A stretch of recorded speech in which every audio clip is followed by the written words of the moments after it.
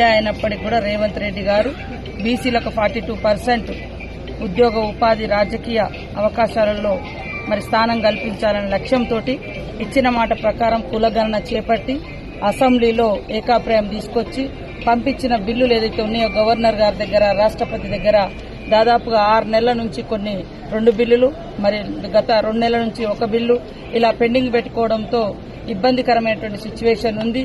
ఏదేమైనా 2 సంవత్సరాలుగా దాదాపుగా గ్రామాలలో ఎలక్షన్స్ లేక మరి సర్పంచెస్ లేక ప్రజాప్రతినిధులు లేక గ్రామాల అభివృద్ధి కూడా కుంటుపడుతున్నటువంటి ఈ నేపథ్యంలో మా పార్టీ నమ్మిన సిద్ధాంతం 42% మేమెంతో మాకంత అనే విధంగా మరి 42% బీసీలకు ఇచ్చి ఎస్సీ ఎస్టీల జనాభా ప్రకారంగా వాళ్లకు కూడా రిజర్వేషన్ ఇచ్చి ఎన్నికలకు పోవాలని నోటిఫికేషన్ ఇవ్వడం జరిగింది.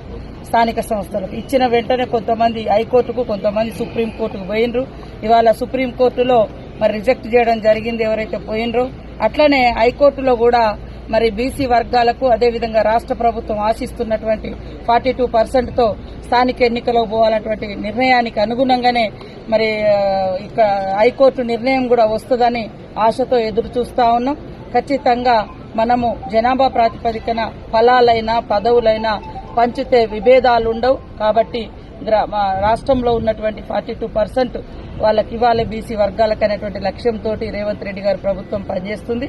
ఖచ్చితంగా హైకోర్టు కూడా సానుకూలంగా స్పందిస్తుందనే ఆశతో ఉన్నాం. ఆ రిజల్ట్ రాగానే అంటే వారి యొక్క తీర్పు రాగానే మనం ఇచ్చిన నోటిఫికేషన్ ప్రకారం కూడా ఎన్నికలు జరుగుతాయని తెలియజేస్తాం.